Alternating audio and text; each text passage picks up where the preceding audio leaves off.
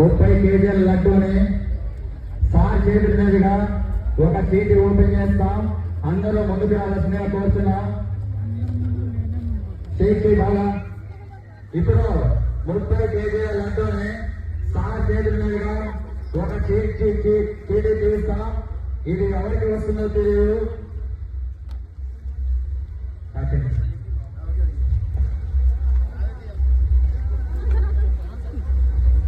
Sir చేతుల మీదుగా ఒక చీటి తీయడం జరుగుతుంది. సార్ ఒక చీటి తీస్తున్నారు.